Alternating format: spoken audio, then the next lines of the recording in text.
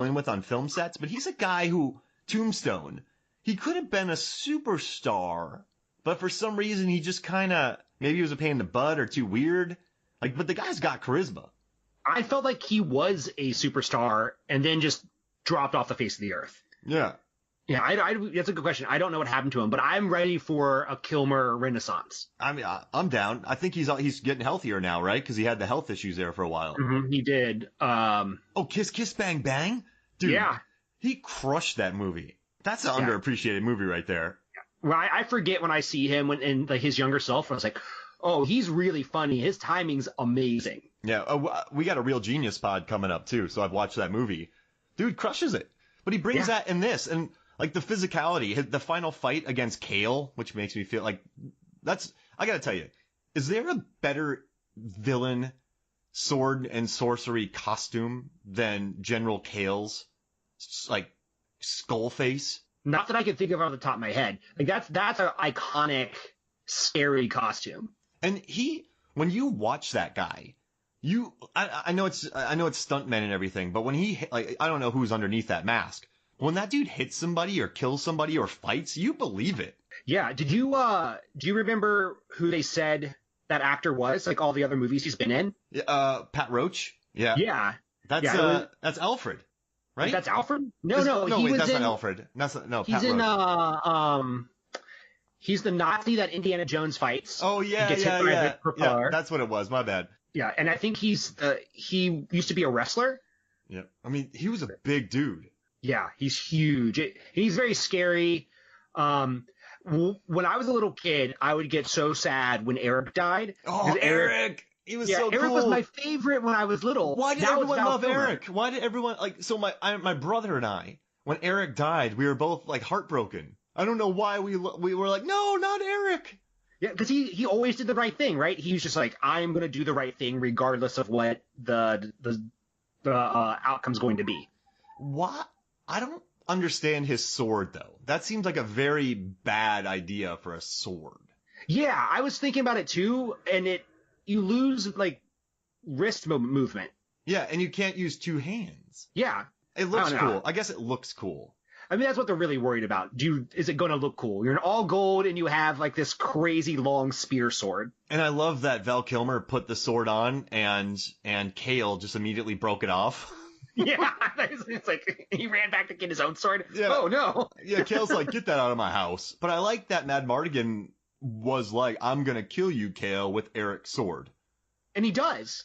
Now, I do have to say, there's a scene where Kale he hasn't gotten half of his skull broken, where he's just stabbed Eric in the gut, and Eric goes, like, spits in Kale's face, and Kale reels back and goes, ah! But he has a mask on. Like that's ridiculous. I didn't catch that. Oh yeah. Eric just and Kale just reacts like he just got hit by a brick thrown by Megatron, right in the face. Maybe he didn't know it was coming. It was ad-libbed. That would have been amazing. Oh my gosh, yeah, that would be pretty amazing. So all right, wait.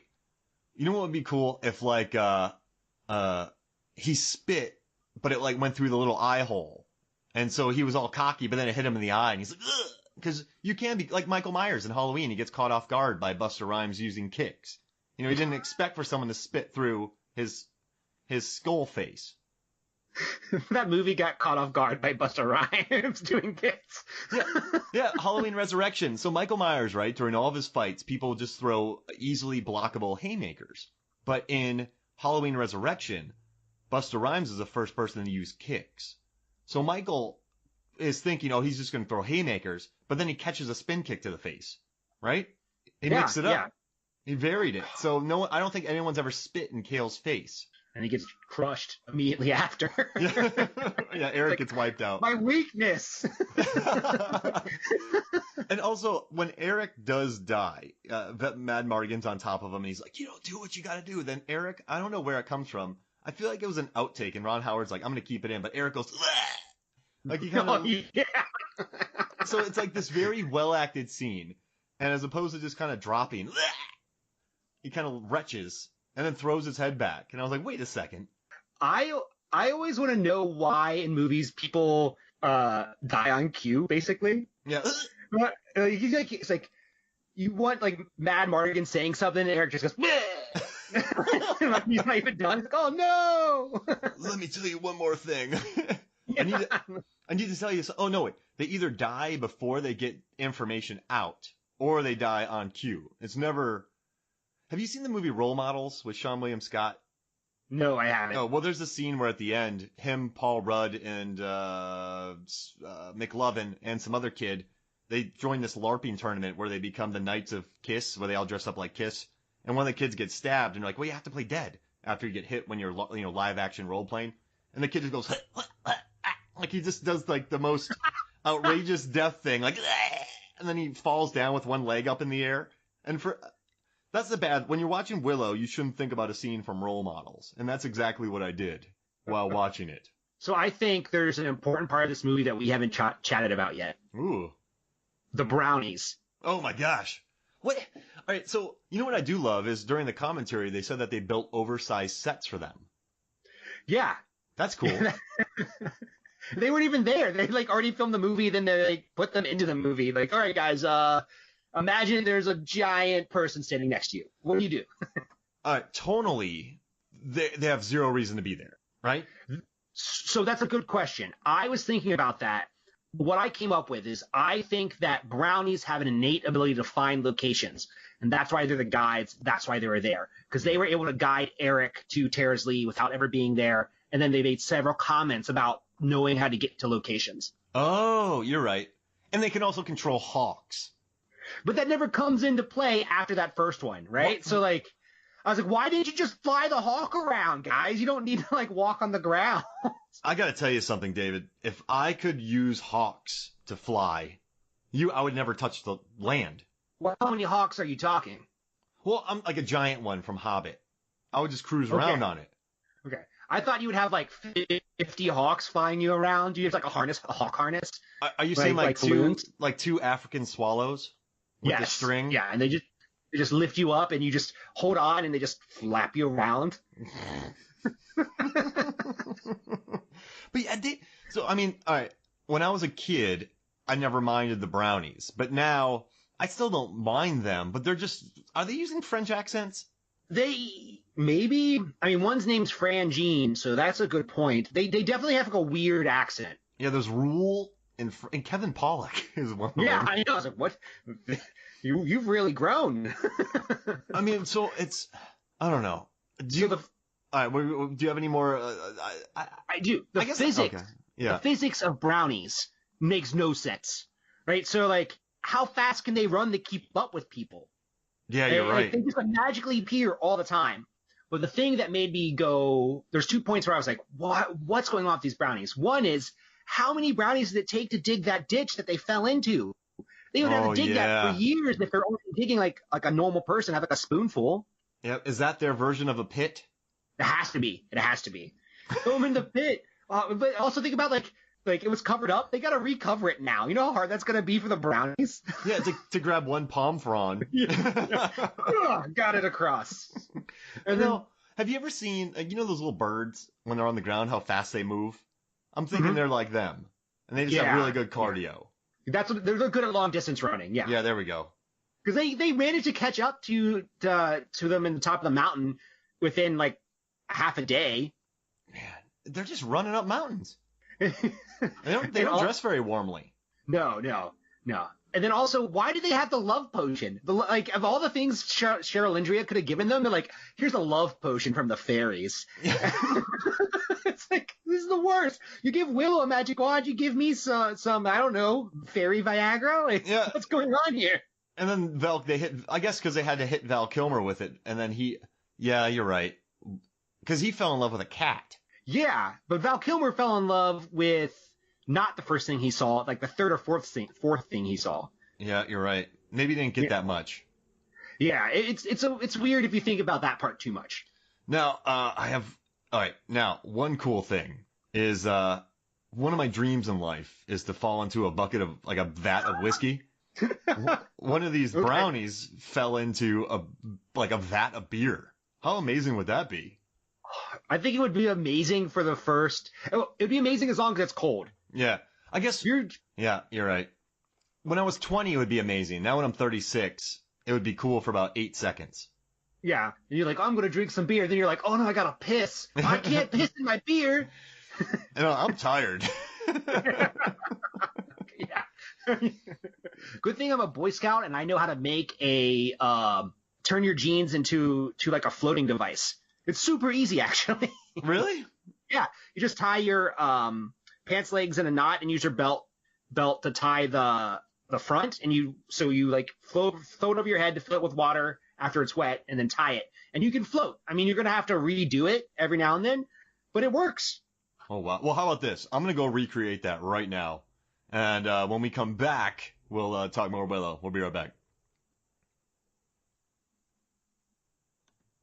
Welcome back to Movies, Films, and Flicks, and I am currently recording from a vat of whiskey, so thank you for that advice. I'm really happy for you. Yeah. Are you going to get like a beer to go with it? A chaser? Yeah, I got that. It's going to go downhill quickly. I just want you to know. Yeah, that sounds great. But at least it's not Sambuca. So I think you're doing good. That'd be an interesting thing to be some Grand Marnier. It would be so viscous. Oh, gosh. Yeah, no thank you. It'd stain your skin. Okay, come out. Ooh, that would go in through my pores. I better get out of here, guys. I'm gonna make my way while I'm talking. I've gotten that good at it. Hey, you wanna know something cool about this movie? Joe Johnston did some of the second unit on it. The guy who directed Rocketeer. Oh, I love the Rocketeer. And Captain America, First Avenger. He did some of the second unit. I didn't realize he had directed Captain America: The First Avenger. And did you know that Val Kilmer during a scene, they were hanging out, and normally on set they normally say rolling. Camera set, and then a few seconds, and they go action. Sorry if you've been there before, guys. I'm not trying to explain it. But on this, they didn't do that, and they just yelled action. So Val took his cigarette. He was smoking a cigarette. He flicked it backwards, and it went in somebody's dress. That sounds like a very Val Kilmer thing. Yeah, and you just flicked it in there. But I gotta tell you, man, this movie really did. I know the books, The Lord of the Rings, came through, but a lot of their walking on their quest, it really did remind me of what they did later on in Lord of the Rings, because they did film in New Zealand and England. Yeah, I had the same thought process behind it, and I think it's pretty obvious that Lucas cribbed from The Hobbit, and that's not a bad thing.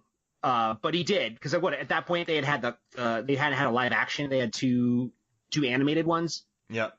I mean, I gotta tell you, man, everyone cribs from each other.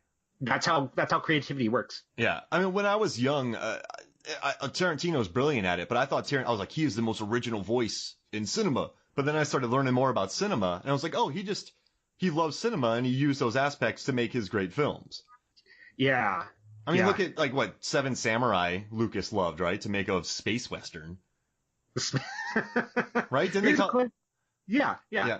And here's a question about that. Yeah. Is Star Wars a fantasy or is it a sci-fi? Oh, fantasy?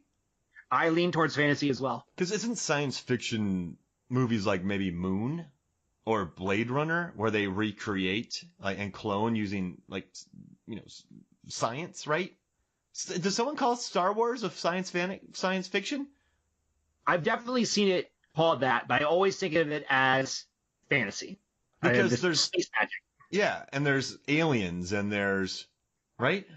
Yeah. I don't know. I don't think there's a right answer. It's a hybrid of both, but I always lean towards fantasy. Oh man, so don't get me started. So I don't know. In 2015, I did all this research about the best horror films of 2015, of the 21st century, and a bunch of people shared it, and a lot of people liked it. But a lot of people were coming up to me, and they're like, so I put Pan's Labyrinth as a horror film, and a lot of people came up to me and they said, Pan's Labyrinth is not a horror film. It is a fantasy, dark fantasy, something with violence. I'm like, well, isn't that a horror movie? So I guess you could argue back and forth all day about these things, couldn't you? Yes, and I do regularly in my podcast. Oh, yeah? We argued about whether Silence of the Lambs was a horror movie or a thriller, and I came down with saying that Silence of the Lambs is a thriller, so the structure of it's a thriller with horror elements. But in the reality, it doesn't matter. Like, as long as you enjoy the movie, like the classifications are just there to help you find stuff. I would chuck it into horror just to give horror a boost. Does that mean like, oh, that's a horror movie? Oh yeah, it's one of the greats. Yeah, screw thrillers. There's plenty.